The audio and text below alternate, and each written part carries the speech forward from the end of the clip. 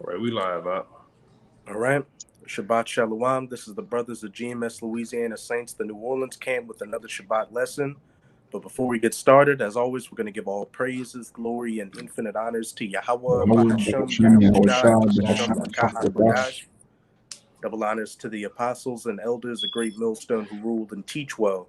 In peace and salutations to you, sincere Akim out there, pushing this word in truth and sincerity to the four corners of the globe. May you brothers endure to the end. Shabbat Shalom. Shabbat Shalom.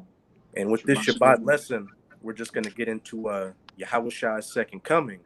On the one hand, he's returning to save the elect of the nation of Israel, the 144,000, and the rest of the righteous one-third of you so-called Negroes, Latinos, and Native Americans, as well as the Israelite foreigners who look like these heathen nations. And on the other hand, his second coming entails taking away the rulership of you heathen nations, chiefly you Edomites, the so-called white people. And what inspired this lesson was a video I saw about a week ago from the brother GMS Stain the Spirit 144's channel. It was a video dealing with that movie Black Adam coming out with The Rock.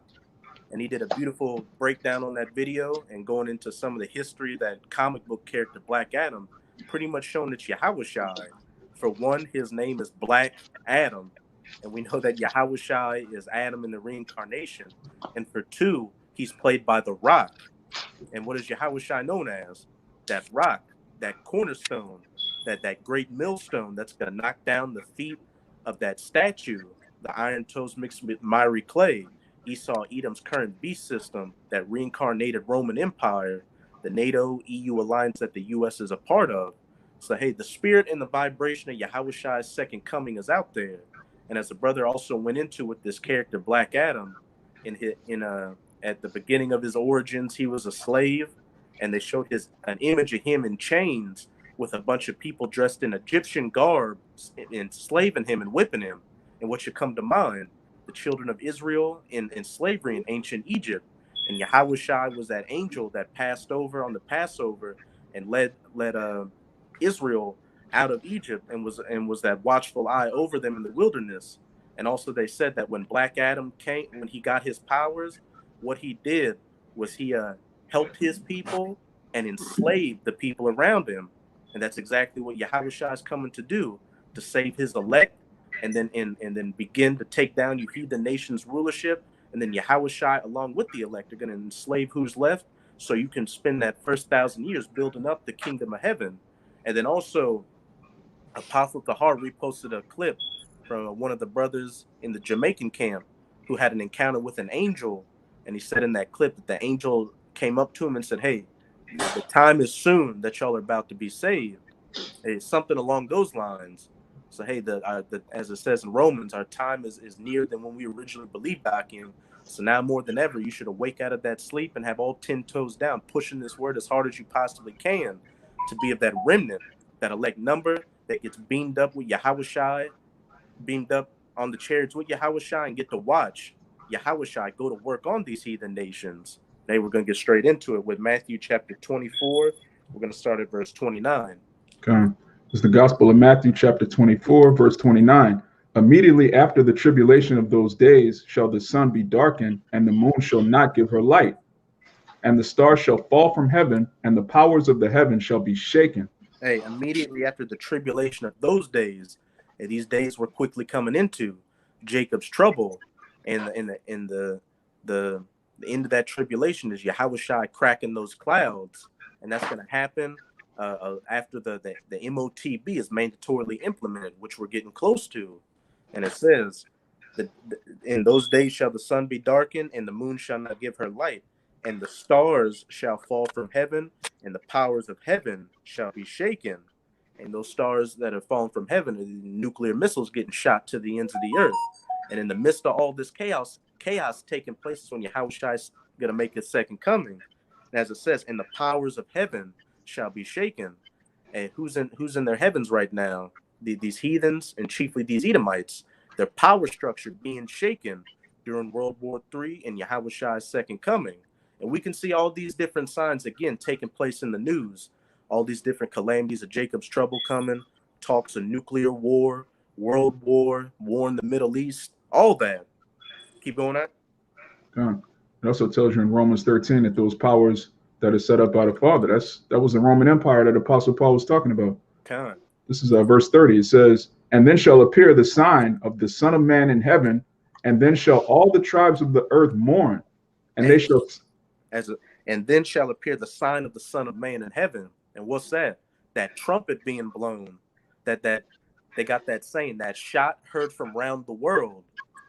But this is going to be that trumpet blown and heard from around the world, and those crowds getting cracked, and that massive fathership that Yahawashi is returning in, as well as the host of heaven coming with him to save his elect and make war with you heathen nations. And as it's about to say, and then shall all the tribes of the earth mourn. On the one hand, you're going to have these heathen nations and 2/3 of the nation of Israel mourning, because it's going to be a miraculous sight. And then once those chariots start shooting those laser beams onto people on top of the nuclear missiles, they're going to be mourning in terror. But then on the other hand, you're going to have the elect of the 12 tribes of Israel mourning tears of joy, because these are the times we've been waiting for, the times to look up and see that our salvation is near, and then get beamed up onto the chariots. Abaratazah, all the brothers, and myself, and all you sincere Akim out there are a part of that number. Keep going on. It says, "And then shall all the tribes of the earth mourn, and they shall see the Son of Man coming in the clouds of heaven with power and great glory." Keep going on. "And he shall send his angels with a great sound of a trumpet, and they shall gather together his elect from the four winds, from one end of heaven to the other." And of course, as pursuant to Revelation chapter 7, we know who that elect is. Those 12,000 men from all 12 tribes of the nation of Israel. And then when you go down later on in that chapter, it talks about that great multitude out of every tongue, kindred, and nation. That's talking about the rest of the elect, the rest of the righteous 1/3, which, hey, they're going to look like traditional Israelites, and then you're going to have some looking like the Israelite foreigners, all getting beamed up onto that chariot, gathered from the four corners of the earth. And again, these are the times we're diligently waiting for, because once that happens, all this suffering and misery we're going through is going to be over, and it's going to be smooth sailing from there. There's going to be no more worrying about demons plaguing your mind, having to go out on the highways and byways and deal with these goons and goblins out here, having to deal with Esau, having to deal with these heathen nations, having to deal with any bit of negativity. And we can now jump to that 1 Thessalonians 4, start about verse 16. Baba Kashab. It's 1 Thessalonians 4:16. For the Lord himself shall descend from heaven with a shout, with the voice of the archangel, and with the trump of Yahweh, and the dead in Hamashiach shall rise first. Pretty much reiterating what it's saying in Matthew chapter 24. For the Lord, Yahawashi Hamashiach himself shall descend from heaven with a shout, and with the voice of the archangel, and with the trump of the Most High, that trump being heard from one end of the earth even unto the other, and the dead in Hamashiach shall arise first. And the elect that are in the spirit world right now, and some of you brothers and sisters out there of that elect number that had to be put to death on this side, once you understand these scriptures, you know that there's nothing to fear, because if you die in this truth, hey, you're an automatic elect on that chariot with Yahawashi, with that new spiritual body, just waiting. Yahawashi, this is me being silly, but Yahawashi pretty much got to have his hands out, holding the elect back on the chariot, because just as much as he wants to, they're waiting to come back and save the rest of the elect that remain in those days. Keep going on. All right, 17. Then we which are alive and remain shall be caught up together with them in the clouds. Keep going. To meet the Lord in the air, and so shall we ever be with the Lord. Wherefore comfort. You can finish that. Oh, okay. Wherefore comfort one another with these words. It speaks for itself. Then we which are alive and remain, the brothers and sisters that made it all the way through and didn't have to be a martyr for the testimony of Yahawashi, and remain through all these calamities shall be caught up in the clouds shall be caught up together with them in the clouds to meet the Lord in the air, getting beamed up onto those chariots. And so shall we ever be with the Lord. Like I was just saying, once Yahawashi makes the second coming and the elect are beamed up on the chariots, that's it. That's game over for this age of the Gentiles, the heathen Gentiles, and that's the beginning of the eternal rulership and peace of the children of Israel. As it says in the very next verse, wherefore comfort one another with these words, which is exactly what we're doing with these video epistles, as well as going out onto the highways and byways and waking up the elect and comforting them with these words and constantly telling you that these times are much nearer than when we believed. And you don't want to miss this final shot of being of that elect number, being of the first fruits in the kingdom of heaven, being saved from that second death. But that's the one side of the coin of Yahawashi's second coming, returning to save his elect. But a whole another part of that side of that coin is that destruction that Yahawashi is bringing to you heathen nations and your rulerships, chiefly you Edomites, and hey, the 2/3 that want to cling unto this system. Because just as Yahawashi is bringing peace and rest first to the elect, he's also bringing mass death and destruction to everybody else. And we can get that Revelation chapter 6, verse 2. And then from there, we can jump to Revelation chapter 19, start at verse 11. Baba Kasha.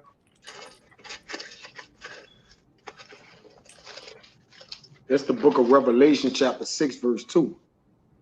It says, and I saw, and behold, a white horse, and he that sat on him had a bow, and a crown was given unto him, and he went forth conquering and to conquer. And that white horse is referring to Yahawashi and his second coming. And as it said, and he that sat on him had a bow, and a crown was given unto him. And a bow is a weapon of war. So he's bringing that war, as it says, and he went forth conquering and to conquer, taking away the rulership of you heathen nations and sitting in his rightful place, being the head dog, the king on the earth, because as everything was made for Adam, everything was made for Yahawashi as well. And he's coming to claim what was rightfully his, this world. And hey, as it also says in Romans, we're going to be joint heirs with Hamashiach. So that elect are going to come underneath Yahawashi, being joint heirs with him. You're going to have the Most High first and foremost at the top, then Yahawashi, then King David, which, if you can receive it, was the Apostle Peter in the reincarnation, the rest of the 12, the rest of the 144, the 1/3, and then the 2/3 after that heavenly government set up in perfect order. But to further elaborate, showing that white horse is speaking of Yahawashi, we can jump to the Revelation 19, verse 11. And you could read down to about, let me see. Then you read down to about verse 16. Con, this Revelation, I got a precept for you too, out whenever you're ready for it. You can bring your precept out first. Right, Con, this is Psalms 45. The point is in 3. I'll get straight to the point. It says, gird thy sword upon thy thigh, O most mighty, with thy glory and thy majesty. And in thy majesty ride prosperously because of truth and meekness and righteousness. Because you were speaking about the horse and the ride, of course, the way he's going to ride. Okay. And thy right hand shall teach thee terrible things. And who's the right hand of the Most High? Yahawashi. And it said he's going to have that sword gird upon his thigh. Hey, you were saying something, Yakina? No, I'm trying to get this thing to work. I was trying to put some on the comment board so I can do this administrative thing. Con. You want me to reread it? Or go to what you want me to read? I'm sorry, Salaki, bro. Oh, that's good. You can read verse 5 after I make my point, but hey, Come. the right hand of the Most High that's speaking of is Yahawashi with that sword on his thigh, ready to come and make war, riding upon that horse, that white horse, which is ultimately talking about that massive fathership chariot he's returning in, because horses in the scriptures are symbolic with power, and he's coming with power. He's coming with the biggest power the world's ever seen. If I can make a quick point, it's crazy how the father put the white horse on Yahawashi and then put the black horse on E. Mm-hmm. It's like, but all this time it's been a white and black thing. Just a little food for thought. Hey, it goes into that narrative that Esau likes to put up, that color narrative, how we're called so-called black people, so we're negative, dark, and everything wrong with the world, and he's so-called white. He's positive, pure, and majestic and all that. But as we're reading here, the white horse is referring to Yahawashi, and who are Yahawashi's people? Israel. And that black horse is speaking to the real black people on the earth, the real niggers, the real thugs, goons, and scum of the earth, you Edomites. That's right. You read verse 5 in that Psalms 45, Baba Kasha? Come, the Psalms 45 and 5. It says, thine arrows are sharp in the heart of the king's enemy, whereby the people fall under thee. And what is saying that Revelation 6 verse 2, he's coming with a bow to shoot those metaphorical arrows, so to speak. Hey, coming and the shooting those laser beams from that chariot onto the what is this? Shooting those arrows into the heart of the king's enemies, these heathen nations, beginning with these Edomites and all their military might. Hey, specifically over in the Valley of Jehoshaphat in that Middle Eastern region during the War of Armageddon, and then also over here shooting those laser beams onto Babylon, the United States of America, as well as those nuclear missiles hitting this place. Just completely coming to conquer and destroy shit. But we can go to that Revelation 19. Oh, you had a precept by? Kabara to go in on the comment board. Khan, you can bring it out. This is Revelation 11 and 15. It says, and the seventh angel sounded, and there were great voices in heaven saying, the kingdoms of this world are become the kingdoms of our Lord and his anointed, and he shall reign forever and ever. Hey, it's a beautiful precept on time. And the seventh angel sounded, and there was a great voice in heaven saying, the kingdoms of this world are become the kingdoms of our Lord and of his Hamashiach, and he shall reign forever and ever. Yahawashi taking his rightful place, being the ultimate king and Lord over everything on the face of this earth, and everybody coming in their right order. Hey, beginning with those elect being joint heirs with him, as it further says in Revelation chapter 2, when he started around verse 25. Hold fast that which ye have until I come, and then will I give you power over the nations to rule over them with that rod of iron.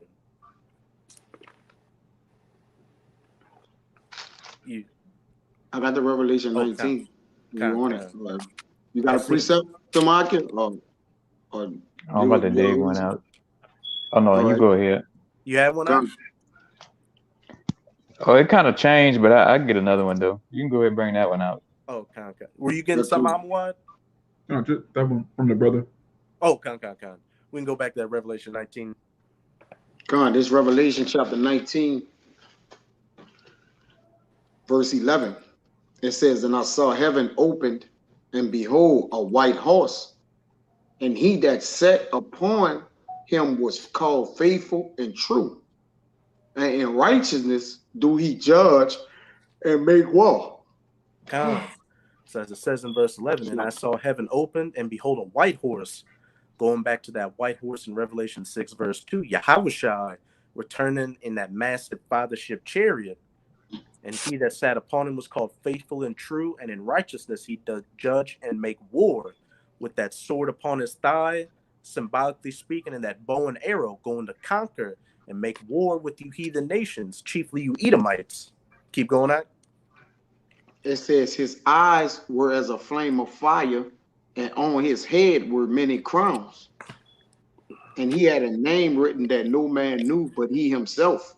those many crowns being symbolic for Yahawashi taking away the rulership of these heathen nations. Keep going. And he was clothed with a vesture dipped in blood, and his name is called the Word of our power. And of course, when you go to John chapter 1, it says Yahawashi was the Word made flesh. And that vesture dipped in blood is symbolic for that mass death and destruction that Yahawashi is coming to bring. And if somebody could get me Isaiah 63, it's going to show who Yahawashi is coming to visit personally. And he's coming for all you heathen nations, but there's somebody who's definitely on that VIP list, so to speak. I got a preset real fast. Okay, you got it out. Now this is Isaiah 11. I'm gonna start at 1. It says, "And there shall come forth a root out of the stem of Jesse, and a branch shall grow out of his roots." It says, "And the spirit of the Lord shall rest upon him, the spirit of wisdom, the spirit of understanding, the spirit of counsel, and the spirit of counsel and might, the spirit of knowledge, and the fear of the Lord. And he shall make them of quick understanding in fear of the Lord. And he shall not judge after the sight of his eyes, nor reprove after the hearing of his ears." And that's the point. It says, "But with righteousness shall he judge the poor, and reprove with equity." It says, "For the meat of the earth, and he shall smite the earth with the rod of his mouth, and with the breath of his lips shall he slay the wicked." And smiting the earth with the rod of his mouth and the breath of his lips is going into the laser beams from the chariots, which is what it's going to talk about in Revelation chapter 19, as well as 2nd Ezra chapter 13. As it's going to say in Revelation 19, he opened his mouth and a sword came out. And then in 13, he opened up his mouth opened up, and it was heat and sparks and all that. And a good visualization of that is that movie Independence Day, when those massive UFOs showed up and the bottom opened up like a mouth and all that concentrated heat came up and just wrecked those cities or whatever areas they hit, turning it into dust and smell of smoke. I'm gonna say this too on a small level, on a small spiritual level. The way Yahawashi is smiting the earth and slaying the wicked now is with his men, with his word, man. You know, cut them asunder. You know, that's what the Lord also said in the scriptures. "I have hewed you by the prophets, man. He have cut many people, many doctrines with the word of his mouth through these scriptures, man, through his prophets, his men." All right, and this truth is undisputed, undisputed, man. When it comes to these different so-called religions, there's, you know. But go ahead, Al. I got a real quick precept to back up what you just said. This is Jeremiah chapter 5, verse 14. "Wherefore thus saith Yahweh, the power of hosts, because ye speak this word, and behold, I will make my words in thy mouth fire, and this people wood, and it shall devour them." Right. I had one. Baba Shah had one to add to what I just had. This is Job 4:8. It says, the point is in 9. It says, "Even as I have seen," Job 4:8. It says, "Even as I have seen, they that plow iniquity and sow wickedness reap the same. By the blast of the Most High, they perish, and by the breath of his nostrils are they consumed." Hey, that word being the blast of his nostrils, by that word being the breath of his nostrils that are consuming him. His men who have that Holy Spirit on them, going out there and preaches on the highways and byways, cutting up those that come against the doctrine, but also healing those and spiritually purifying their gold with that spiritual fire, trying and refining them and bringing them back to their power. And then after that, when everything's said and done, that's when that real physical heat's going to come with those laser beams from the chariots as well as those nuclear missiles. Got a real quick one to back that up. You got 2 Thessalonians 2:8. "And then shall the wicked be revealed, whom Yahweh Ba'ashem Yahawashi shall consume with the spirit of his mouth, and shall destroy with the brightness of his coming." And that goes into both points. Who he shall consume with his mouth, the spirit of his mouth, his mouthpiece, these prophets, revealing that man of sin, that son of perdition, through these video epistles, as well as going out on the highways and byways, and then him coming with that double whammy punch with destroying physically with the brightness of his coming, cracking those clouds and coming with those heavenly hosts, those fleet of chariots, and making short work everything that Esau Edom built and put all his blood, sweat, and tears into building just to be taken down in an hour. Okay, I got a precept too. Con, you got it, Doc. Then we can get back to that Revelation 19 verse. We have verse 14. Actually, let me see. Yeah, we can go to 14. We can drop that Isaiah 63 for now. Okay, con. It's Isaiah 66:15. For behold, Moses will come with fire and with his chariots like a whirlwind, to render his anger with fury and his rebuke with flames of fire. Con. As it says, for behold, Yahweh will come with fire and with his chariots like a whirlwind, to render his anger with fury and his rebuke with flames of fire. And those chariots, those unstoppable heavenly vehicles coming and shooting that concentrated heat onto these people and these militaries of these heathen nations, being completely unstoppable. And that's why you're hearing about all these heathen nations talking about building up a space force. And these elites know what time it is, and they're so bugged out in their minds that they think they can even hold a candle to Yahawashi's second coming, which again is just another one of the myriad reasons why Yahawashi is personally coming to visit you Edomites. For one, you afflicted the apple of his father's eye, and really the apple of his eye, his brothers and sisters. And also, you're so proud and arrogant to think that you can stop him and you can stop prophecy from coming to its fulfillment. Because Yahawashi was Isaac as well in the reincarnation, and he was the one that gave you your blessing of the sword. All these ideas you get to make your weapons and your different tactics out here came from that blessing Yahawashi gave you as Isaac. And he's coming back to take that rent of blessing from you.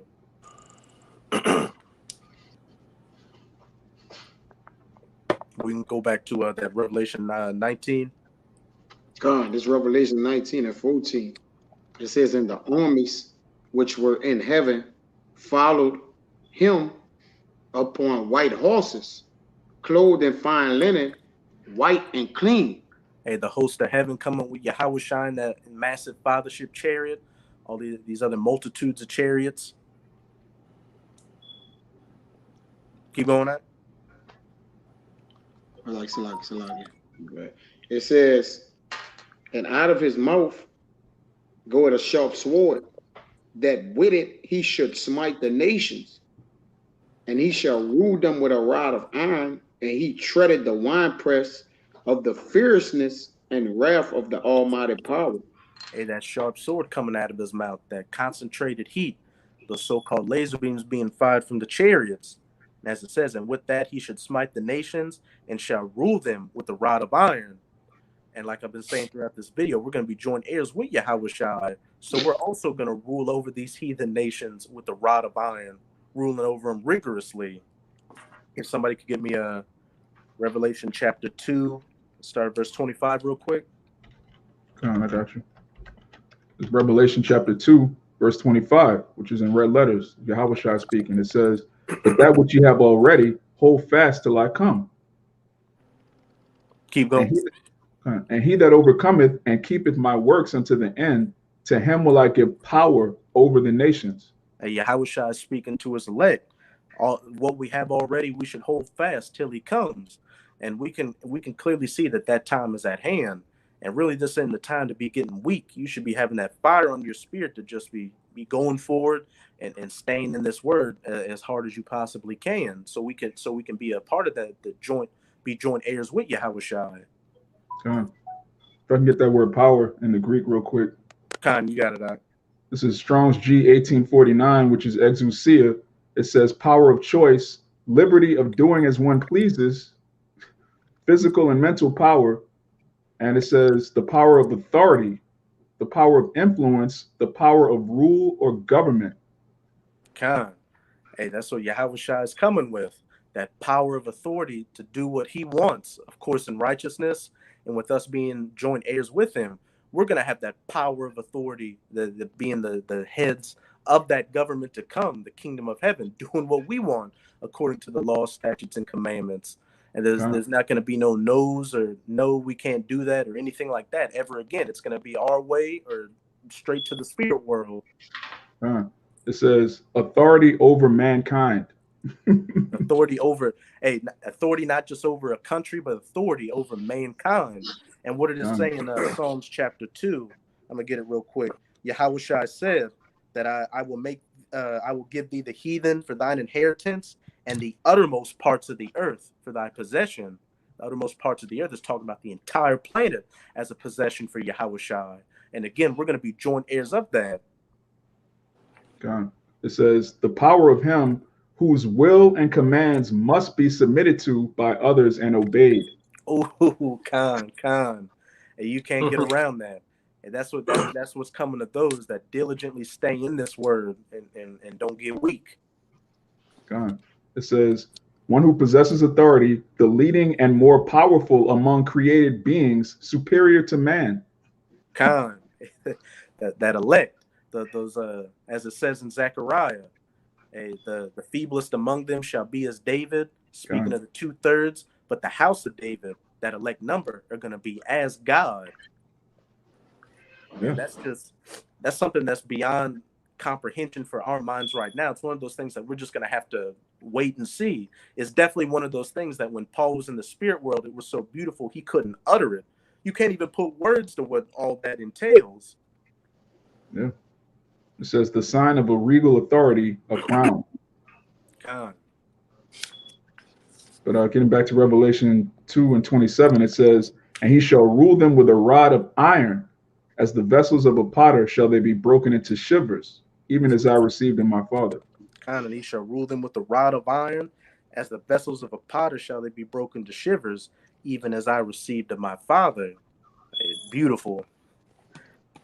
Let me see. You can read verse 16 back in Revelation 19. This Revelation 19 and 16. And he had on his vesture and on his thigh a name written, King of Kings and Lord of Lords. Point blank, period. Going back to that precept Kabar brought out, all the kingdoms of this earth are given unto the Lord and to his Hamashiach. Everything under his subjection and through proxy to us, everything under the elect subjection as well.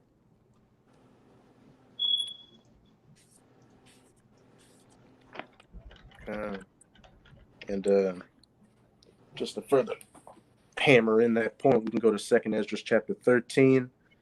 It started about verse 6. Actually, 2nd Ezra 13, what? You start about 2nd Ezra 13, verse 5. Yeah, a real quick one while he gets that. Oh, you got it. 3. Okay. This 1 Corinthians 15:24. Then cometh the end, when he shall have delivered up the kingdom of the Most High, even the Father, when he shall have put down all rule and all authority and power, for he must reign till he hath put all enemies under his feet. God, you got it. You can break that one down. Yeah, Yahawashi is going to put everything under his feet. And it says the next verse, the last enemy that shall be destroyed is death. So all principalities, all spirits, all governments, everything that you can see, and even things that you can't see, they're all going to be beneath Yahawashi's feet. And as you brought out in Romans 8, we're going to be joint heirs with him. So everything that's under Yahawashi's feet is going to be subsequently under our feet also. We're joint heirs. You got it, right? Hey, yeah. And that's not just talking about this planet Earth. As Yahawashi said, in my Father's house are many mansions. If it were not so, I would not tell you. Hey, after that 1,000 years, hey, we're going to branch off from this planet and lay down the law to the rest of this universe. That's going to be put under the feet of Yahawashi and his elect. So there's just innumerable amount of things coming for those that hold fast and stand firm to this word. Yeah. You got it, Kaya. This 2nd Ezra chapter 13. Where you want me to start that out? You can start at verse 3. Con. It says, and I beheld, and lo, that man waxed strong with the thousands of heaven. And when he turned his countenance to look, all the things trembled that were seen under him. And that man waxed strong with the thousands of heaven, speaking of Yahawashi. And back in that Revelation 19, what did it say? That there are many of them clothed in white coming on horses, the thousands upon thousands, as it says in I think it's somewhere in Psalms. It says, and the angels of the Most High are 68. 68 and 20. Psalm 20. The angels of the Most High are thousands upon thousands, roughly paraphrasing. And those thousands that were coming with that man that waxed strong. I think that's it. 17, 68 and 17. 68 and 17. I see that with conviction. Hey, if you got it, you can read it real quick, guy. This is Psalm 68 and 17. The chariots of Yahweh are 20,000, even thousands of angels. Yahweh is among them, as in Sinai, in the holy place. Hey, it's even saying it's like shooting crabs in a barrel. Can't even compare to how much of a one-sided battle this is going to be. Because one angel, if he got the command to, could destroy the entire planet. So you get an innumerable multitude of angels and chariots, as well as Yahawashi coming to make war against this realm of man. So you heathens, you Edomites, you elites, you have no hope, and you know it. If they're even talking about it now when on the news, Fox News is saying, look, we have to take these UFOs seriously. You got all these veterans coming out saying, look, back in the 60s, these chariots were turning off nuclear buttons. They were reappearing, disappearing. These are no longer conspiracy theories. This is right in the news, man. Kind of mainstream. Oh no, you got it. Oh no, I'm just agreeing with the brother. Yeah, it's mainstream news now. You know, it ain't a bunch of kooks no more. Hey, these chariot sightings have become so pronounced across this planet over these past couple of years that, as the brothers have been saying, they got to talk about it on mainstream outlets like Fox News, CNN, and then you've got these different governments coming out and saying, yeah, we've known about UFOs for decades. We just had them classified, but we can't hide it anymore. So we got to come out with committees to try to explain it. And then you got a new documentary on Showtime talking about the chariots. And then, of course, brothers in their everyday lives are constantly seeing chariots. And it's as we get closer and closer to the end, these chariot sightings are going to become so much more pronounced that it's going to get to the point to where Esau can't even play it off. Expect to see situations like this. People just walking in a city, and out of nowhere, a cloud just turns into a chariot to where everybody can see it and record it, and then it just disappears. Yeah, I got something real fast. God, you got it out. This is Matthew 52, 26, and my bad, Matthew 26 and 52. It says, then Yahawashi said unto him, put again thy sword unto his place, for all they that take the sword shall perish with the sword. It says, think thou that I cannot now pray unto my Father, and he shall presently give me more than 20,000. My bad. I'll read that again. I messed it up. Think it thou that I cannot now pray to my Father, and he shall presently give me more than 20 legions of angels? 12 legions. 12 legions of angels? God. And what that reminds me of is in Kings with Elisha, where the Syrians were coming against Israel at that time, and Elisha opened up his servant's eyes and showed that there were chariots of fire in the sky. Showing that I had something right here on the app. Okay. And it goes into legions. It says legions of the Latin lego or lego. To collect or choose was a particular division of battlements of Roman soldiers, which at different times contained different numbers. In the time of our Savior, it was probably contained of 6,200 and 6,200 or 300 horses, 12 of which whom amounted to 78,000 men. Con, that's a lot of angels and chariots. And what did it say? Could I not presently call 12 legions? And we know that number 12 means completion. So like I was saying, it reminds me of that account in Kings when the Syrians were coming against Israel at that time, and Elisha's servant got scared, but then Elisha opened up his eyes and showed that there was a host of chariots in the sky that could have made short work of these Syrians with their horses and chariots back then, which is going to be no different with these heathens and their modern day chariots, these tanks, these fighter jets, this Tinker Toy Space Force they have, you name it. And brothers, we have that same power found around with us today, as it says in Psalms 34. And the angels of the Most High encamp around those that fear him. And you brothers got to believe this. Yeah, it says more of us than of them. Con. Yeah, I got that if you want it. Yeah, you can bring it out real quick, guy. Gone. It's 2 Kings chapter 6 and starting at verse 14. Therefore sent he thither horses and chariots and a great host, and they came by night and compassed the city about. And when the servant of the man of the Most High was risen early and gone forth, behold, a host compassed the city, both with horses and chariots. And his servant said unto him, Alas, my master, how shall we do? ? And he answered, Fear not, for they that be with us are more than they that be with them. And Elisha prayed and said, Yahweh, I pray thee, open his eyes that he may see. And Yahweh opened the eyes of the young man, and he saw, and behold, the mountain was full of horses and chariots of fire round about Elisha. And as it says in Romans 15, everything written aforetime was written for our learning. What did it say? Israel was compassed about with their enemies, the Syrians back then. And what's it saying? Isaiah chapter 59, the enemy's going to come in like a flood. And in Luke, it says they're gonna cast a trench about us. Hey, we're going to be in the midst of our enemies when Yahawashi returns to save his elect. As it says in Revelation 11, I believe verse 12, and they were called up into the clouds and their enemies beheld them. So, hey, that fiery host of chariots back then that helped Israel are going to be back here today to compass us around in that protection and save us from our enemies. But even before then, hey, some brothers are going to get spiritual powers, and the Most High is going to set up that standard to protect his elect until that time comes of getting beamed up on the chariots. God. Any brothers have any more precepts? Yeah, I got one. Con, you got it. Then we can go back to that 2nd Ezra 13.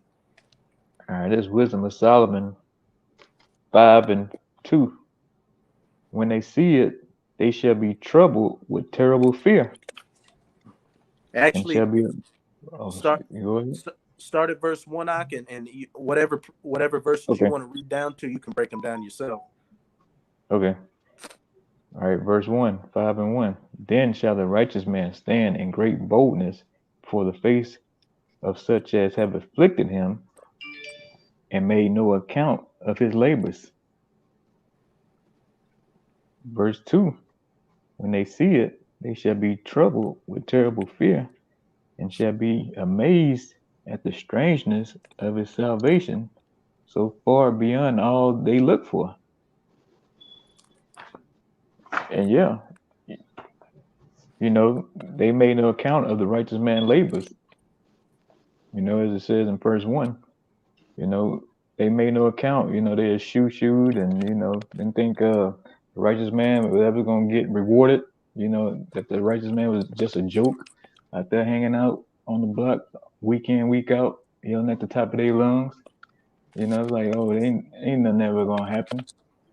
They always say, they're going to see the sword, we're going to see famine, that the so-called black man's going to come back. And, where he at, But then, like I said, they're going to be amazed at the strangeness of salvation because, like I said, it's going to be that chariot. And it's going to be a bunch of chariots. And they're going to be with terrible fear because it's going to be like, It's gonna be like straight up. It's gonna be blatant, right in your face. And you know, all your life you've been told, oh, it's a little green man, a little green gray man or whatever in there, and you're gonna think it's aliens, but really, you know, it's just the angels and Yahawashi. You know, to the men of the Lord, we won't be, you know, with terrible fear, but the 2/3 and the heathens, you're gonna be pissing your pants in that day. You know? Kind. And hey, that goes into the first part that we were talking about with Yahawashi's second coming, and the elect getting beamed up on the chariots for salvation. And then when we get back into that second Ezra 13, we're gonna go into the second part. Yahawashi bringing war against you, heathen nations, and you standing in great fear, the tribes of this earth mourning, because that vicious, violent, righteous indignation and judgment is coming on you. And nothing will be able to stand in the presence of the power and the majesty and the glory of Yahweh by Hashem Yahawashi. But we can get back to the second Ezra 13, Baba Kashab. Khan, the second Ezra 13, and again 3. And I beheld, and lo, that man waxed strong with the thousands of heaven. And when he turned his countenance to look, all the things trembled that were seen under him.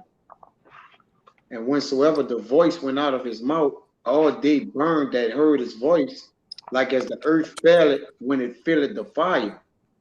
Khan, keep going. And after this I beheld, and lo, there was gathered together a multitude of men out of number from the four winds of the heaven to subdue the man that came out of the sea. And of course, that multitude of men getting gathered from the four corners of heaven is talking about these different heathen nations getting gathered down into the valley of Jehoshaphat for the war of Armageddon. And where it says to subdue the man that came out of the sea, talking about Yahawashi coming out of the Shemayim, or the waters of heaven, coming out of the sky, cracking those clouds with that heavenly host. It says, but I beheld and looked, and lo, he had graved himself a great mountain and flew upon it. Keep going. But I would have seen the region or the place whereof the hill was graven, and I could not. Okay, that massive fathership chariot Yahawashi is returning in, which, as Ezra just said, it was so big he couldn't see the end of it. Which again, when you watch that movie Independence Day, that's how they show those UFOs. It was so massive that whenever it came over the land, it literally blotted out the sun, and it was almost like noon or evening or nighttime underneath the ship. And what's interesting is the final battle in that movie took place in a desert, in like the Nevada desert in the movie, but we know what that was really talking about, that desert of the Middle East, that the valley of Jehoshaphat. You can keep going out. Verse 7. But I would have seen the region or the place whereof the hill was graven, and I could not. And after this I beheld, and lo, all they which were gathered together to subdue him were so afraid, and yet durst fight. And if you find yourself in the valley of Jehoshaphat in that day, and you're scared to fight, it's going to be too late at that point. As I said, they were scared, but they yet durst fight. The Most High is going to put the spirit on you to fight and get judged and get put to death. It says, and lo, as he saw the violence of the multitude that came, he neither lifted up his hand, nor held sword, nor any instrument of war. I got a precept for that too. Con, you got it out. Yeah, you can break it down. This is Daniel's 8, and I'm gonna start at 24 and read it 25. And it says, "And his power shall be mighty, but not by his own power. He shall destroy wonderfully, and shall prosper in the practice and by practices, and shall destroy the mighty and the holy people." And this is the point. And through his policies, also he shall cause craft to prosper in his hands, and he shall magnify himself in his heart, and by peace shall he destroy many. He shall also stand up against the prince of the princes, but he shall be broken without hand. Hey, that's talking about Esau, more specifically these elites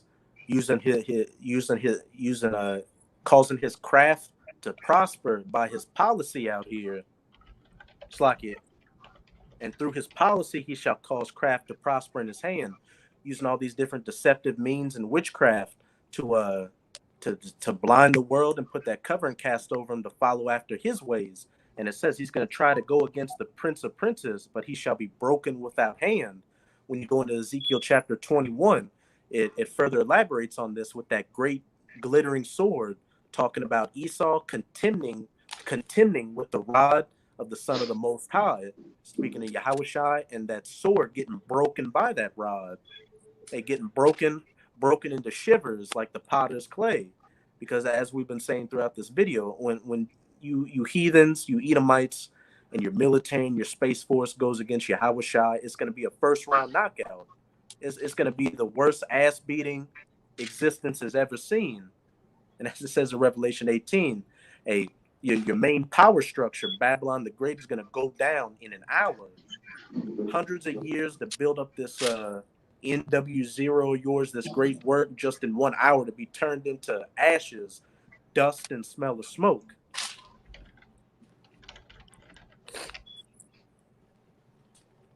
Verse 10. But only I saw that he sent out of his mouth, as it had been a blast of fire, and out of his lips a flaming breath, and out of his tongue he cast out sparks and tempests. Hey, talking about those laser beams that concentrated heat getting fired from the chariots. And it goes to show how insignificant Yahawashi is going to look at you heathens and your military might in that day, as it says up in verse 9. And lo, as he saw the violence and the multitude that came, he neither lifted up his hand, nor held sword, nor any instrument of war. He just stood there, not giving a second thought to it, because you're insignificant. You're worms. And there's always one scene from this movie, Watchmen, I always think about when I read 2nd Ezra 13, where you had a character called Ozymandias, who was supposed to be like the elites and Esau and all that, going against Dr. Manhattan, which is supposed to be like Yahawashi because he had spiritual powers. And Dr. Manhattan told Ozymandias because Ozymandias in that movie was known as the world's smartest man. And Dr. Manhattan said to him, the world's smartest man poses no more threat to me than its smartest termite. Just complete insignificance. And that's how Yahawashi looks at you heathens, and especially you Edomites, and all this military might you're going to try to come against him with termites and ants that he's going to step on. Grasshoppers. If I can make a point, the man that received the word from our power along with the 144,000 to create the creatures of the Most High, it don't dawn on you that obviously he got the blueprint to destroy the creatures of the Most High?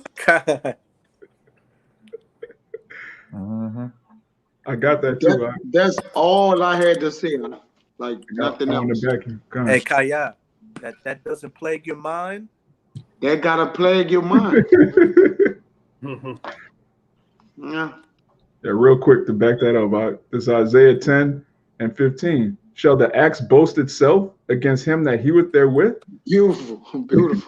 Or shall the saw magnify itself against him that shaketh it? Question mark.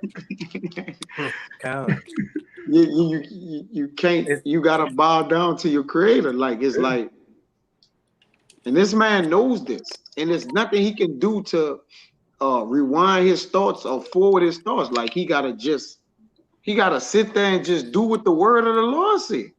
Like he's gonna do it. There's no way he's not gonna do it. He's gonna fulfill every word. Hey, because as it said, can the axe boast against him that hew wood with it? Instrument is nothing without the person wielding the instrument, and we're all just puppets playing our part in Yahweh Hashem Yahawashi's movie. So the Most High gave you your ability to get where you're at right now. Isaac Yahawashi, as Isaac gave you your blessing and all that, just so you could get to this point and fulfill prophecy, just so he could come against you and completely wipe the floor with you. And nothing can be taken away from that, or nothing can alter prophecy. You're sleepwalking into your destruction and your slavery and all that. And we're not sleepwalking. We're walking in the day towards our salvation and towards being of that elect number. Abarat desire of that number. Hey, you gotta feel like a loser or a dirtbag to know that you walking right into your grave, man. Yeah. All right, and there's nothing you could do to take back your steps or nothing. Like, you gotta feel like a great loser. All right, like, yeah, you just gotta feel bad, bro. Like, it's in this, and like you say, he know because he put it in his heart to know. Like, he knows, but he's just fighting it with all his might, man. Yeah, the Lord actually, the scripture tells you the Lord created the smith. Like, he didn't just, it's not just that he's a tool of the Lord, he's also a creation of the Lord. So just imagine you in a movie, you're the villain. You read the script tells you how you're going to die, but you got to do it anyway. You can't change the script, you're just an actor. You can't say, well, I don't like the last 20 pages. We got to, nah, man, you the villain. Yeah. God. Hey, good. Keep going in that scripture. Gone. You had. Gone. It says, shall the saw magnify itself against him that shaketh it? Question mark. As if the rod should shake itself against them that lift it up, or as if the staff should lift up itself as if it were no wood. Keep going. Therefore shall the Lord, Yahweh, the Lord of hosts, send among his fat ones leanness, and under his glory he shall kindle a burning like a burning of a fire. And who the fat ones is, man? The elite bankers. And it says he's going to make leanness amongst them. Read it again. Gone. Therefore shall Yahweh, the Lord of hosts, send among his fat ones leanness, and under his glory he shall kindle a burning like the burning of a fire. Yeah, because these elite bankers, starting with the Rothschilds, man. And back then, when this thing was just hitting YouTube, all right, and gaining momentum, it was an article. Evelyn Rothschild himself back then in 2006 was worth so-called over I think $600 trillion, man, some shit like that. So imagine today what this man is worth. They are the fat ones. They're the ones that's sitting high above all nations right now, man. Even in the time when the Lord gave the Moabite, I think what the name was, Balaam, the prophecy, man. That he said that Amalek should be the first of the nations, man. Okay. And you best believe these elites are the first of the nations. They're the fat ones sitting on high. They own Hollywood, the news, all the businesses of America. They own America, man. They're the fat ones. And they said the Lord gonna send them leanness. All right. And under his glory, he kindle a burning like a burning of a flame. God. You got it out. I think somewhere in Psalms it says they're enclosed in their own fatness. Yeah. I think it's another one that says in Psalms, he says something about they wax it fat, they shine. It's another one for the elites. I know there's one about the pastors, but it's one about the elites too. We say something close to that, if I'm not mistaken. And hey, when a fat person goes lean, so to speak, what's that a sign of? Them losing their wealth, them losing their ability to feed themselves. So they gotta go on a crash course diet, so to speak. And that's what's coming to you heathens, beginning with you elites. And that fatness is going to be taken from you. That fatness, that position, that wealth, all that.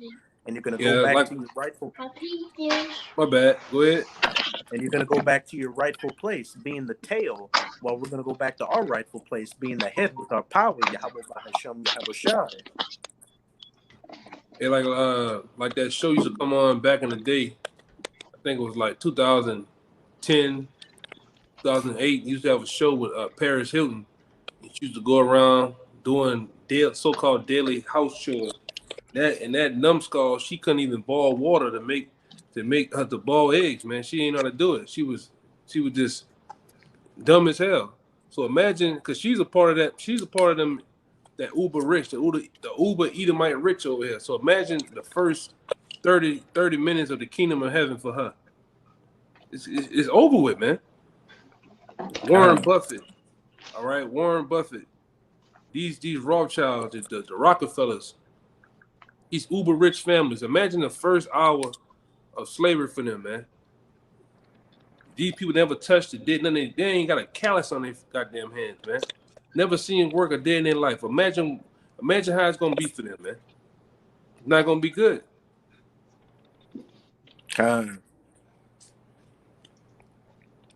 We can go back to that second Ezra 13.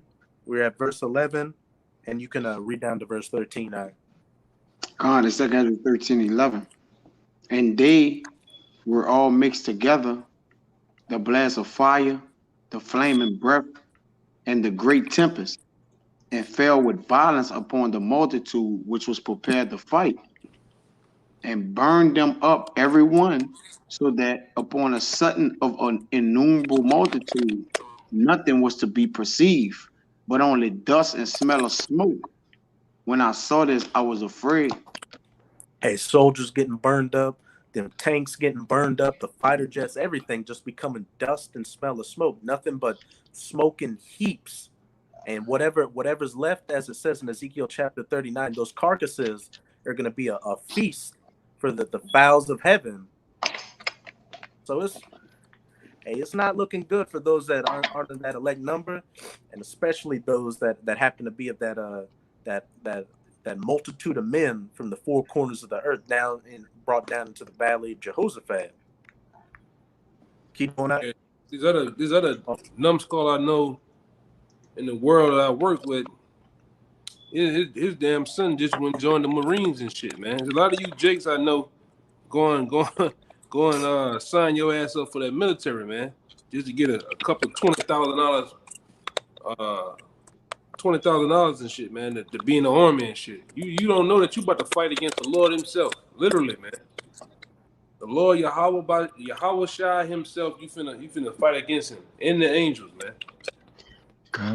Whether your black ass or your brown ass or your Native American ass is on a boat or in the plane, Lord forbid you be one. I know another chick. He a fighter pilot in the army. Like he can fly the jets and shit. Man, you gonna get your ass tore out the frame, man.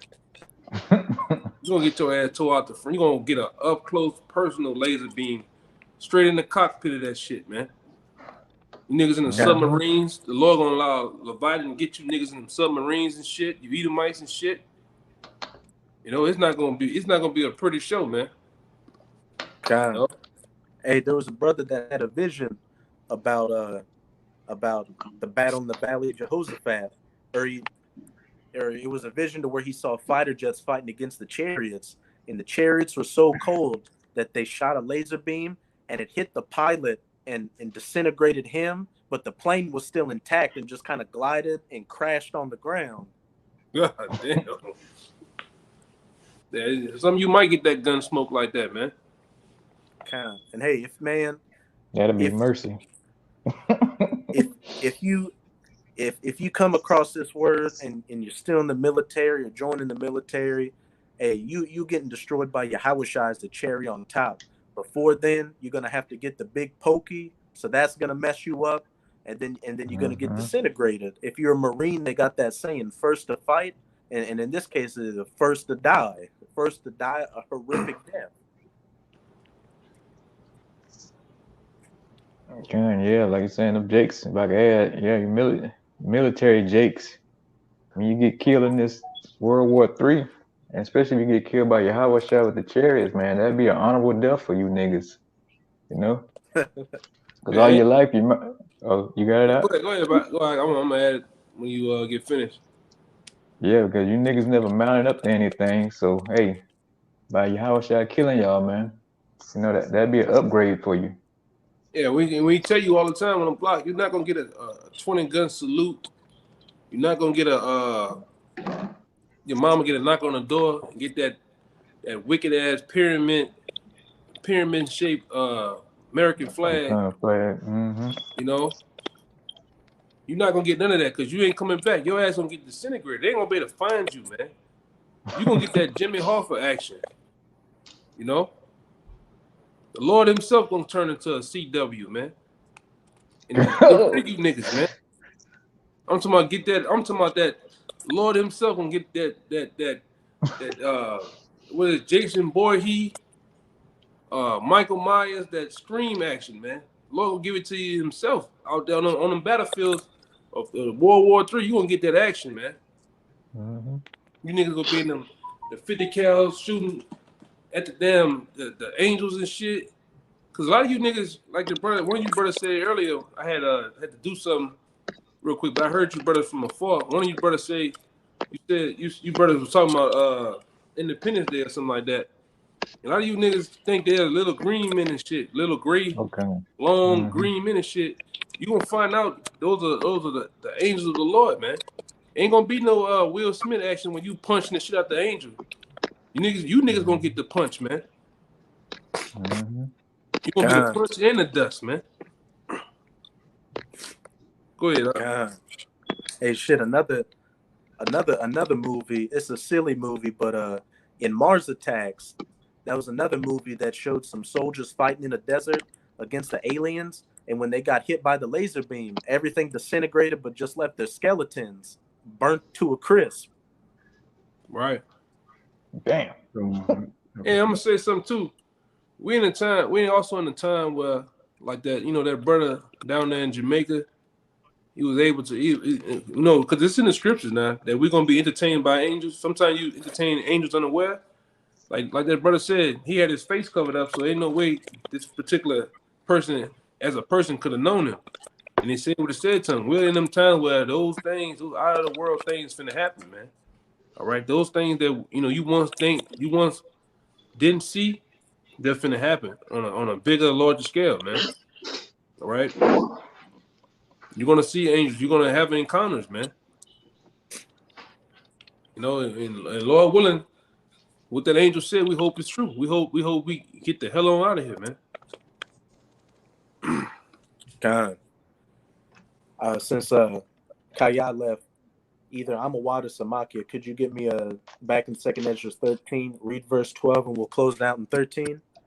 I got you. It's back in 2nd Ezra 13, verse 12. Afterward saw I the same man come down from the mountain and call unto him another peaceable multitude. And hey, this is what that multitude you want to be a part of, that peaceable multitude, that elect. You don't want to be a part of them men, that multitude of men gathered from the four corners of the earth down into the valley of Jehoshaphat. Keep going now. And there came much people unto him, whereof some were glad, some were sorry, and some of them were bound. Hey, some were glad, the elect that got beamed up on the chariots and found salvation. Some were sorry, and some were bound. And that's talking about these heathens going into slavery, beginning with the elites, the first crops of slaves. When you go into Psalms 149, it says to bound their kings with chains of iron and their nobles with fetters of iron. Yeah, that's gonna be a sight to see, a scene. That's gonna be a beautiful scene, man. Because you elite bankers want to run to these bunkers, underground cities, underworld, underwater cities and shit, man. Because these things are true. They ain't just sending food, or they're not just going to the space station every month down there in Florida just to be going to the space station. They're sending supplies and equipment. So those elite bankers, some old ass elite bankers, they can survive World War III, man. But it's gonna be a very beautiful day, man.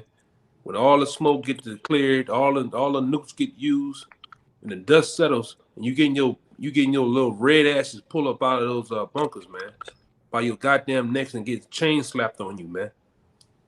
You know, you get drug about it. You're not gonna get a happy you know how they put people in the car in the squad car all soft and open the door, put his head down. No, we're gonna drag the shit out of those bunkers, man. And wherever you at, you can't hide, man. You got metal doors, you got reinforced doors. We're gonna break them shits down, man.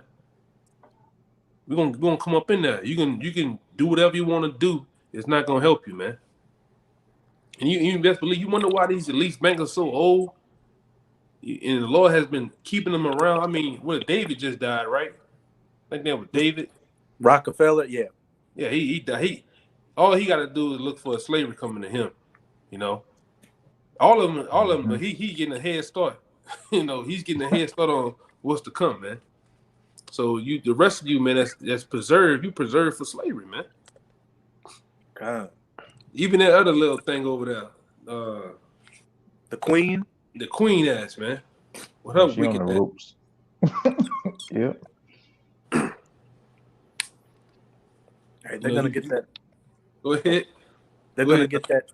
They're gonna get that Saddam Hussein treatment. You remember when they found him and pulled him out of that hole, and he had a beard. He was all disheveled looking, and the soldiers like posed and were smiling while they had him by his hair. That's how we're gonna do you elites. Yeah, we're gonna slap you. Oh, pow. Slap your ass, man. So we're gonna show up in your bunker like bruh man from the 5th floor. You know, you can be in the dining hall. Next thing you know, you gonna see a bunch of Jakes with a bunch of beards, man. And you know, a lot of you elite bankers, man. In order for you to formulate this big elaborate lie that you have been doing for the short season that you've been ruling, you know the truth, man. You know what's finna happen.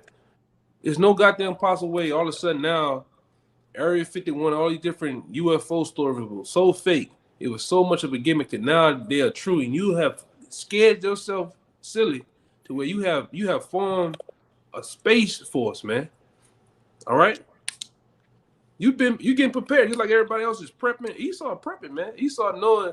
That's why you also, I think, over there in California, and it's somewhere else I think in Connecticut somewhere. They got these super powerful, scopes, man. And they said it's another one that's in space. They put out there saying that they're looking. Basically, they put these satellites out there with these special radars and shit on them, so they can see the Lord when he come, man. They can actually try to catch the Lord when he makes his appearance, man. But he's still gonna catch you off guard. Mm-hmm. Yeah, like a thief in the night. There's no way around it. God. You can reread verse 13 from the top out. Second Ezra chapter 13, verse 13. And there came much people unto him, whereof some were glad, some were sorry, and some of them were bound. And others some brought of them that were offered. Then was I sick through great fear, and I awed, and said, Thou hast showed thy servant these wonders from the beginning, and hast counted me worthy that thou shouldest receive my prayer. Hey, and are we not being showed these wonders right now through our understanding of these scriptures and being able to preach through these video epistles and coming out onto the highways and byways preaching this word? Hey, this as the elder says, this is the dirtiest job out there, but it's also the greatest job out there, the greatest work that's going to come with the greatest reward as long as you stand firm to it. Hey, what did Yahawashi say? I believe it's in Luke chapter 10. Many great kings and prophets and men have desired to see these things which ye see, and to hear them, and have not heard them or seen them. But ye see them and hear them.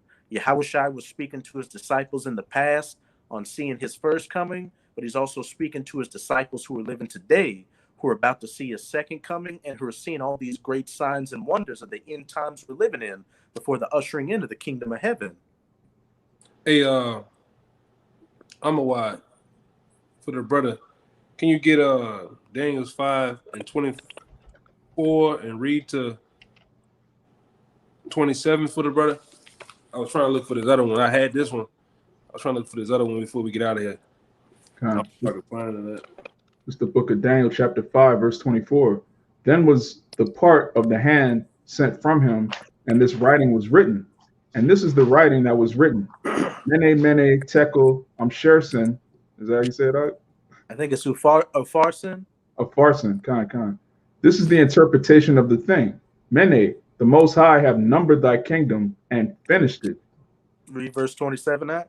Con, Tekel, thou art weighed in the balances and art found wanting.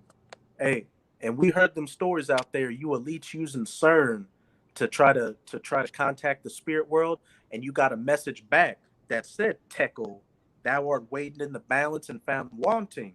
And the Most High was saying, hey, your kingdom is at an end. It's been weighed in the balance and showed to be insufficient. And hey, you just gotta wait. You gotta wait and walk into fulfilling your part in prophecy, trying to fight against the Most High's Son, and then getting taken out, being the first fruits of slavery, and then after that 1,000 years, you, along with the rest of your people, getting cold from this planet permanently. I got it. I was thinking about this one. This is we can, if you wanna, you about to end it out? Kai, you got it out. This is Job 21 and 16. It says, "Lo, their good is not in their hands. The counsel of the wicked is far from me." It says, how oft is the candle of the wicked put out, and how oft cometh the destruction unto them? The Most High distributed sorrows in his anger.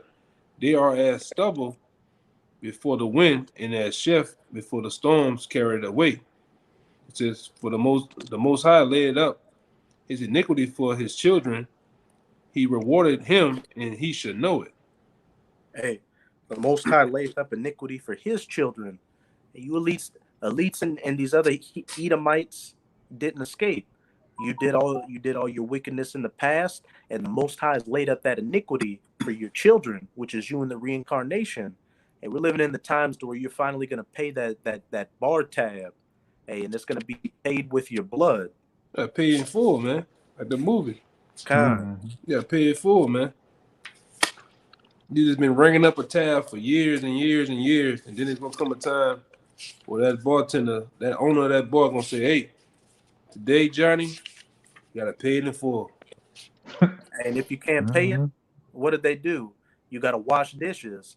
And what can that be equivalent to in the kingdom? You being a slave. Slavery.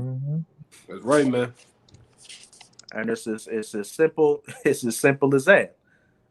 And if you don't do that, what happens? You get an ass beaten, man. And hey, with us being in Abaratazah, we're of that number. With us being that elect in the kingdom, hey, we're gonna want you to not want to do it. We're gonna want you to buck up and be an asshole. You know why? Because we're gonna take personal pleasure in putting our foot on the neck of our enemies. And shit, even if you are doing a good job, you're still gonna get your shit kicked in. Definitely. So did any brothers have any more precepts or any points they want to make? Yeah, I'm looking for this one last one real fast. I'm gonna get it. I'm right here on top of it somewhere. It's just bunch of pages. Hey, but again, these are the times we're diligently waiting for, and these are the times that are near at hand. And hey, the testimony that Benjamite brother in the Jamaican camp had, I watched it this morning when I woke up, and that put a fire on me for the rest of the day. That gave me shivers. That an angel came to him and said, "Hey, look, hey, it's getting close. It's almost time for you to be saved." Yeah, it's come on now. It's getting ridiculous. I might have lost the page to it, but I know it says thou art the author of all mischief of the Hebrews. It's in the Apocrypha, in the Maccabees. It's another part to it too, though. I lost the page. 2 Maccabees 7:31. Let me see. 7:31.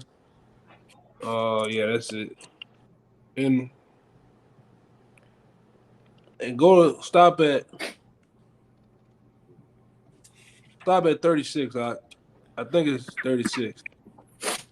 Okay. This is the second book of Maccabees, chapter 7, verse 31. And thou, that hast been the author of all mischief against the Hebrews, shall not escape the hands of Yahweh. For And we hey, suffer. this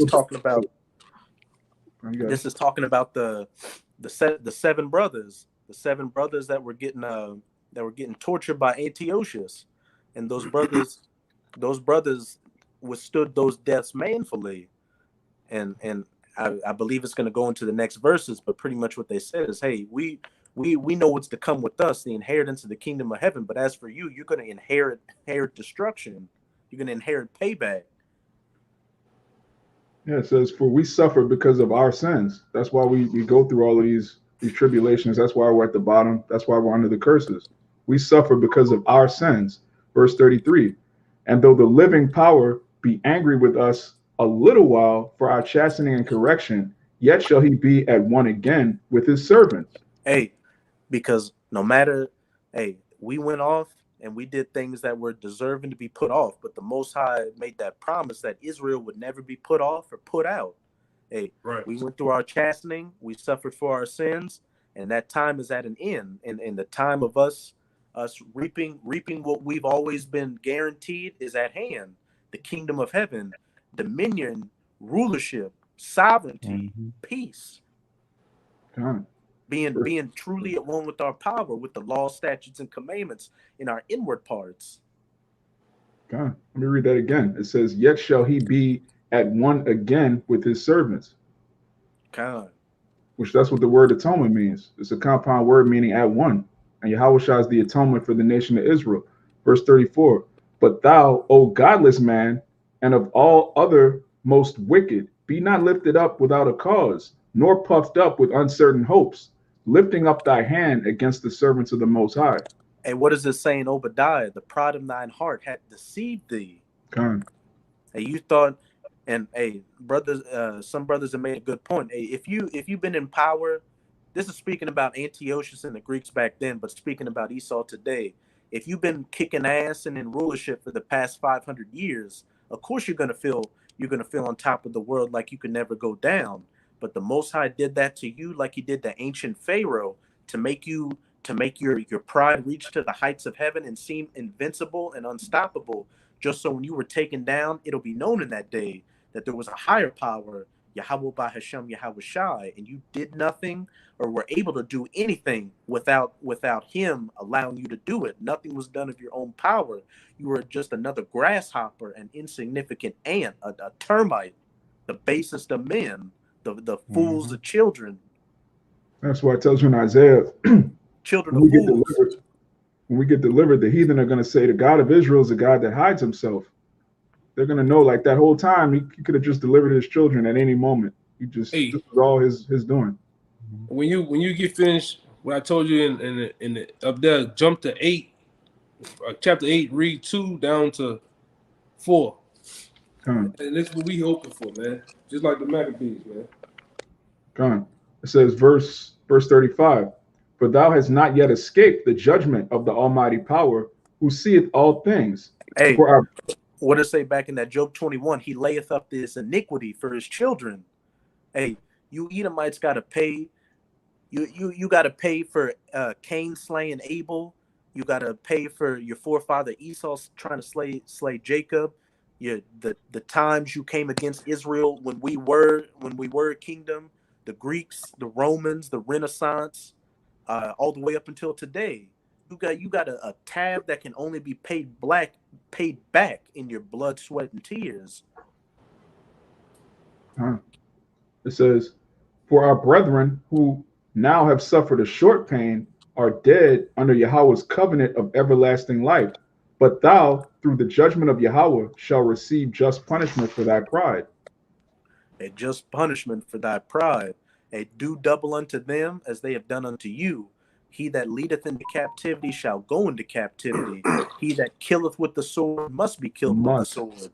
And the house of Jacob for a flame, and the house of Joseph for a fire. But the house of Esau shall be a stubble, and there shall be none remaining of the house of Esau. You can see in verse, when the brother read 8, chapter 8, 2 down to 4, is going basically this is how we feel. Just like the brother said, you're gonna get remembered for all those fucking things you've done in the past, present. All right, you're gonna get remembered for them right here, man. All the actions you've done, using children as alligator bait, the slaughters of our men, women, and children, man. Read it out.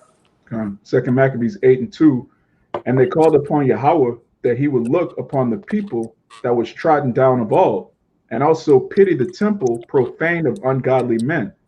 Hey, and that temple that's being profaned today are his people. Hey, but hey, that temple is being cleaned, and new stones are being brought into it. And that altar is being cleaned with the righteous sacrifice on it, the elect. Hey, doing our best to purge ourselves of the wickedness of this world, and getting as close to our heavenly Father as we can. And then once we're Abarat Desire of that elect number that gets beamed up, in the twinkling of an eye, we're going to be that righteous, perfected temple with those new spiritual bodies. And then through us, through our loins, is going to come the rest of the nation, perfected and righteous as well. And that he would have compassion upon the city, sword defaced and ready to be made even with the ground, and hear the blood that cried unto him, and remember the wicked slaughter of harmless infants and the blasphemies committed against his name, and that he would show his hatred against the wicked. Hey, as the elder brother just went into the slaughter of harmless infants, feeding our children to alligators. And there was a game you Edomites used to play with the Southern Kingdom where you would bury a Judite kid's head up to his neck and see who could kick the child's head off. And then with the Northern Kingdom, you Spanish conquistador dogs, you would tie women up to trees and cut their living children out of their bellies. And then back in the 40s, you used to have a game called Hit the Trigger, Dunk the Nigger, where you would throw a ball at like a trigger in a Judite would fall into a tank of water. And they had another game called Hit the Nigger Baby, where they put a so-called little black girl's face through a little target hole, and you could see who could throw a baseball at her face the hardest to make her cry. Man, what is coming to you Edomites and your children and your elderly in the kingdom, it's going to be on an unimaginable level, and we're going to laugh all the way to the bank, as the old saying goes. And I'm going to say this, even I think the concept of football, American football, comes from them cutting off the head of the Native Americans, tossing around playing football, man. You know? Complete madness. You know? You devils got to pay for it. That's why it says, read that last part, it says that we hoping the Most High remembers his hatred for the wicked, man. Something like that. It says second Maccabees 8:4, and remember the wicked slaughter of harmless infants and the blasphemies committed against his name, and that he would show his hatred against the wicked. Yeah, that's what we hoping for, man. And he's going to do it in the most grand finale way, too, man. That's why we can't wait. When the Most High allows this thing to get opened up on your ass, Esau, it's going to be hella to the captain, man. Ain't nobody going to be able to help your ass. Elishadia, the great demon-like power. And if we're the sons of the Most High, what does that mean? The sons of the demon-like power. The demon-like sons of the demon-like power. Yeah, man. Bon Elishadia. Khan. Any brothers have any closing points or precepts they want to bring out? Real quick off the comment board, this is the brother Kabar. This 2 Esdras 15 and 56. Like as thou hast done unto my chosen, saith Yahweh, even so shall the Most High do unto thee, and shall deliver thee into mischief. Hey, and we see the history that you've done to the children of Israel. And if you can believe it, if you can perceive it, if you can comprehend it, the captivity of you Edomites under us is gonna make our captivity under you look like a day of Sesame Street. Yeah, because I can't wait to that day you become them strange fruits, blown in the wind of the trees, man, hanging from the trees, man. That same song, I forgot her name. It escapes me right now. Is it Billie Holiday? There's a woman that sing it too. I forgot her name. Strange Fruit. Yeah. You know, that's a powerful song, man. You know, to the point You know, as an Israelite, you want that same thing to your enemies, man. We want payback. All right. We don't want no respiration, different money and 40 acres in the mule and things like that. We want your blood, man. That's Billie Holiday, Strange Fruit. Yeah, Billie Holiday, yeah, man. Hey, actually, That's the other lady right here. Nina Simone, Nina Simone, yeah. Yo, that's what I'm thinking about, Nina Simone. We can't wait to the tides or the roles being reversed, man. You're not gonna have nobody to call on, nobody to help you, because you really, you Edomites, you really bastard. You're a bastard children, man. You don't have no father, man. Mm-hmm. All right, you don't have no power, man.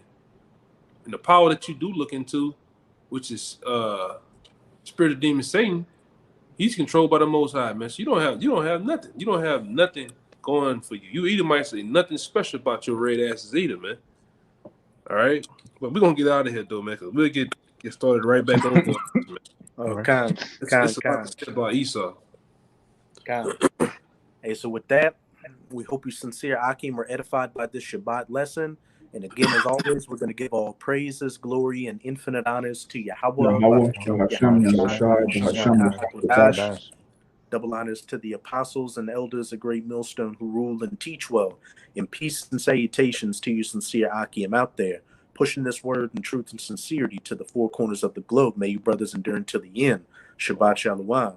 Shabbat Shalom. Shalom. Come on.